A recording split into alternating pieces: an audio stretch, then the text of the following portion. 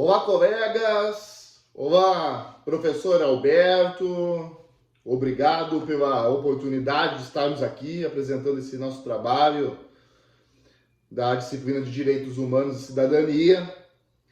Desculpem a todos por estarmos apresentando esse trabalho de maneira gravada, em virtude dos protestos que estão ocorrendo e que ocorreram na última terça-feira, que foi o dia que nós teríamos que apresentar esse trabalho para vocês, os protestos antidemocráticos que estão acontecendo no país em virtude do resultado das eleições.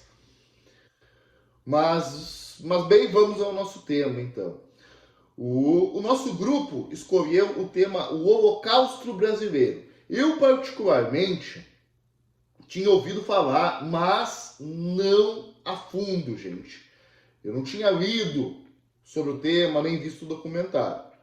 Agora, com o trabalho, eu me aprofundei ao tema e vi as barbáries que aconteceram em Barbacena, Minas Gerais. Essas barbáries aconteceram no Hospital Colônia de Barbacena, em Minas Gerais. Para ter uma ideia, a fundação desse hospital foi em 1903.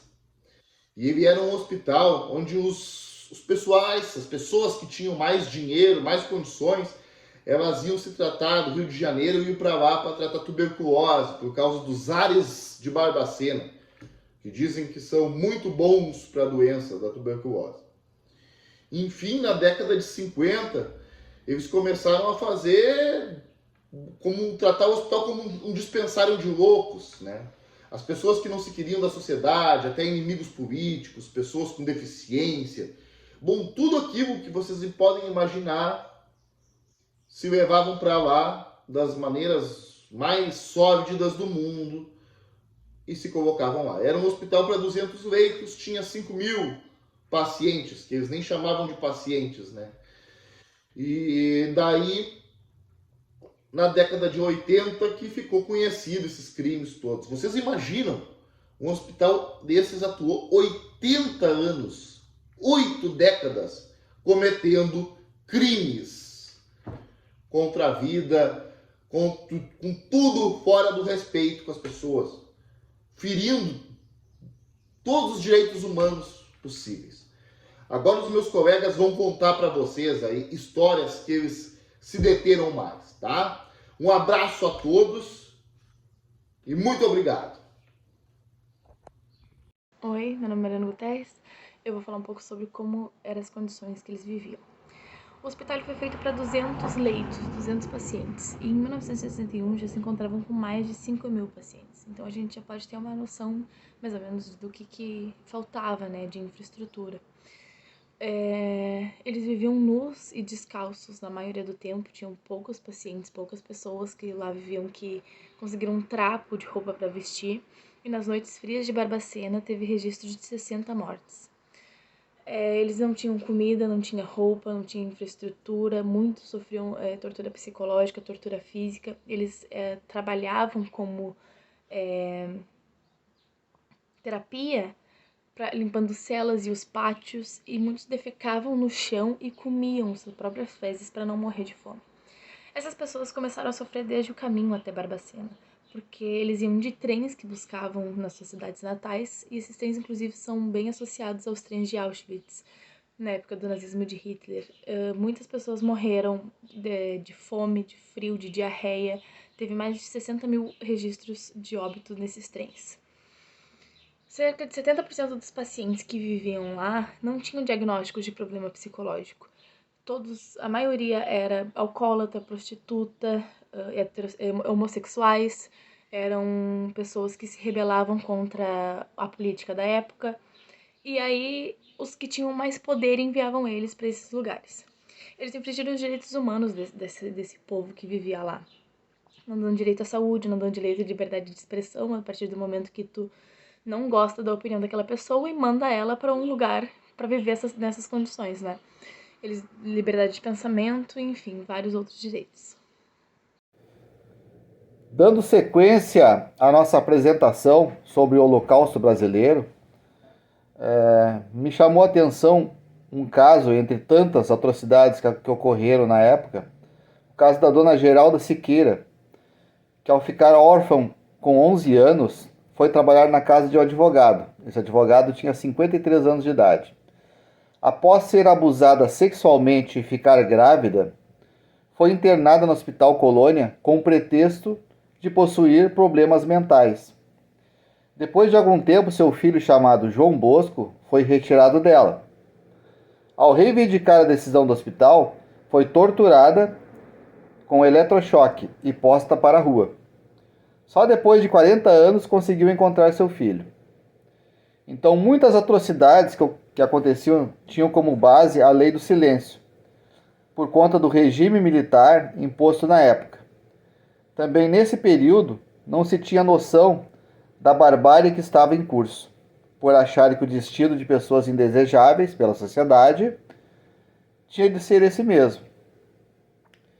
Então, além de pessoas com problemas mentais, eram internados no hospital, né, pessoas com problemas com bebida, né, e pessoas que, de alguma forma, poderiam prejudicar a elite da época.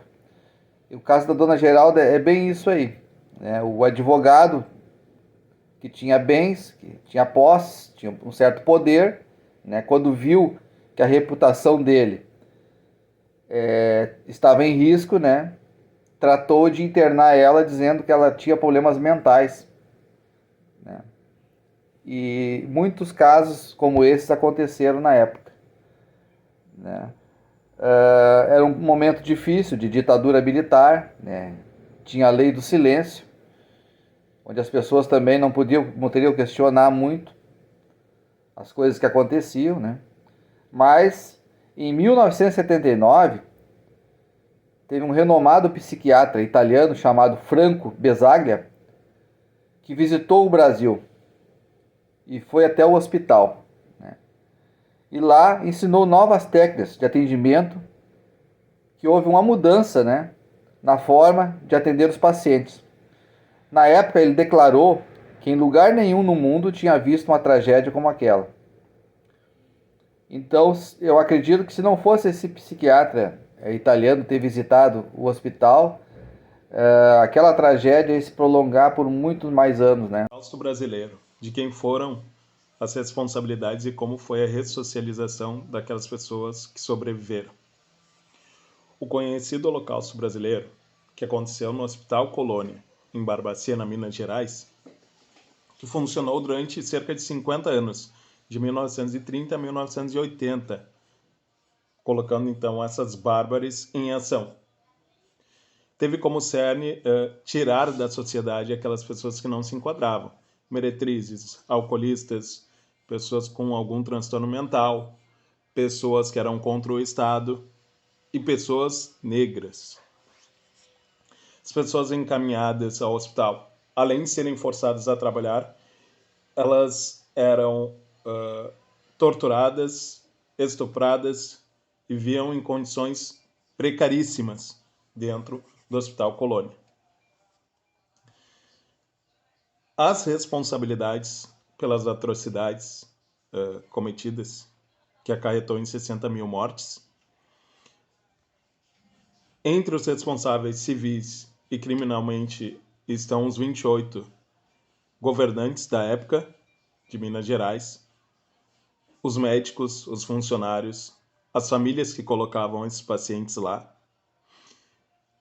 Mas civil, o Estado. O Estado, ele é responsável civil, então, por tudo o que aconteceu ali dentro, direto ou indiretamente. E ele vai ou é obrigado a pagar indenizações para essas famílias e para essas pessoas que sobreviveram.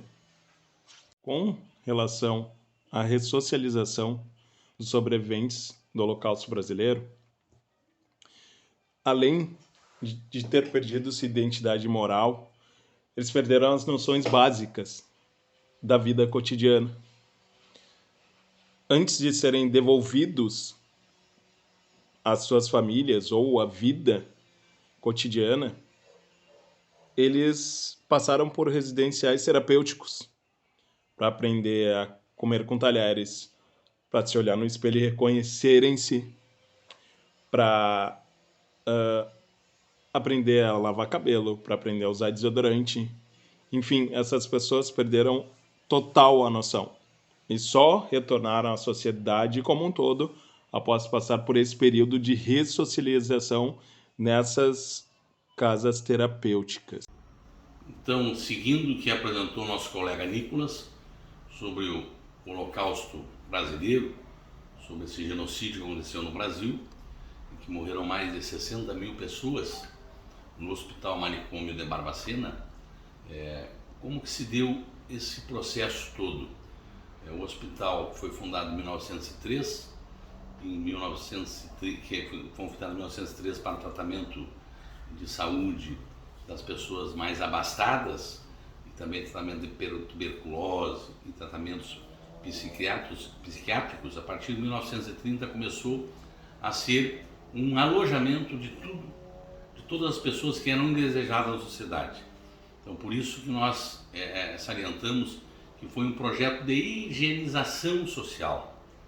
De todos aqueles ao qual a sociedade, na época, extremamente preconceituosa, nada que tenha mudado muito até os dias de hoje, mas hoje se apresentam de outra forma, que naquela época eram indigentes, eram alcoólatras, eram pessoas que eles não queriam ver nas ruas, pessoas que tinham algum tipo de deficiência, mas não tinham nenhum tipo de loucura. Essas pessoas eram recolhidas pela polícia de Belo Horizonte e dos hospitais e delegacias da cidade e eram colocadas em ônibus e mandadas para serem largadas no Hospital Manicômio de Barbacena, onde lá viviam, como colocou o colega Nicolas, de maneira muito precária. Eram tratados de forma subhumana. Essa limpeza social durou 50 anos, né? Ela não só pegava os alcoólatras, os indigentes, mas também aquelas pessoas que tinham qualquer tipo de desavença política com alguma autoridade política, e também essas as colocavam, essas os acusavam como loucos e iam parar no Hospital Manicômio. Todos os indesejados da sociedade, e hoje muitos deles ainda são invisíveis, eram levados para lá. Ocorria o caso também muito peculiar, por isso que se colocou o caso do Hospital de Barbacena como o Holocausto brasileiro, e uma das coisas peculiares que acontecia é que também eles eram levados de trem. Esse trem tinha um vagão, e esse vagão que eu chamava de vagão de loucos, era uma linha específica de Belo Horizonte para Barbacena, para levar essas pessoas de maneira subhumana no trem para serem largados lá. Então foi um episódio de barbárie da sociedade brasileira. Bom, meu nome é Poliana e conforme já foi apresentada pelos meus colegas, o nosso tema é sobre o Holocausto brasileiro. E primeiramente, como um dos tópicos da nossa apresentação, a gente tem como motivo de ter escolhido esse tema por ele ser um fato histórico certamente muito revoltante e tão pouco falado. Nós, como um todo, achamos que seria interessante trazer para vocês esse tema tão pouco reconhecido, e que, de certa forma, acabou sendo uma, se não até a maior, das barbáries cometidas aqui no Brasil, por serem, registrados mais de 80 anos conseguintes de atrocidades, E já fazendo uma breve conexão nesse tópico com o próximo assunto que eu vou falar, que são as principais violações que ocorreram durante todo esse tempo dentro do hospital, eu começo falando, pelo princípio da dignidade humana, que desde o início, eu acho, foi algo que foi a mais gritante das violações dentro desse hospital, tirando o fato, dos horrores vivenciados lá dentro pelos pacientes, entre aspas, porque quase ninguém realmente possuía um tipo de doença ou algum fator psicológico que fizesse, que essas pessoas estivessem ali. Tanto que, acho que a maioria das pessoas que era internada naquele hospital não tinha, como eu já falei, não tinha nenhum tipo de doença, eram pessoas homossexuais, eram pessoas com algum tipo de deficiência, por exemplo, pessoas com TEA, que é o transtorno do espectro autista, eram pessoas que basicamente mandavam pra lá, E as violações ali dentro seguiam, por exemplo, na forma como os médicos tratavam os pacientes. E tratavam eles, né, como animais. Eles viviam em condições realmente que chegou um momento que a superlotação dentro daquele hospital se tornou um negócio absurdo, sabe? As pessoas não tinham mais cama porque era muita gente, eles mandavam muitas pessoas pra lá. Então, era muita gente, não tinha mais quarto, não tinha cama, não tinha colchão. O saneamento básico lá dentro era péssimo. Eles recebiam, né, também tratamentos de choque. Eles eram torturados, algumas mulheres eram estupradas. Então, é realmente uma parte, assim, bem sombria da história do nosso país, né? Que graças a Deus, né, já terminou. E que, de certa forma, né, já ficou de lição para que a gente não repita isso novamente, né? Que não deixemos isso acontecer novamente. Porque hoje em dia, né, tanto o nosso país quanto, né, os estados, todos eles, a nossa própria Constituição assegura, né, que tenhamos uma vida digna, como o princípio da dignidade humana que eu já citei antes. Ele faz com que nossos direitos estejam protegidos para que esse tipo de coisa não aconteça. Porque, querendo ou não, ainda é um fator muito complicado, né? É uma coisa que ainda existe, que ainda acontece muito em vários lugares e que, de certa forma, né, é uma atrocidade, não deixa de ser uma coisa tão grave assim. E então fica. Bom, colegas, professor, voltei para me despedir de vocês e para refletir sobre tudo isso que nós vimos nesse vídeo, tudo que meus colegas colocaram para vocês agora. Essa barbárie que aconteceu em Minas Gerais, na cidade de Barbacena, mas que, se nós pensarmos o quanto disso é intrínseco e ainda vem acontecendo nos dias de hoje, com o preconceito que as pessoas levam, o racismo, tudo isso. E o quão é importante operarmos o direito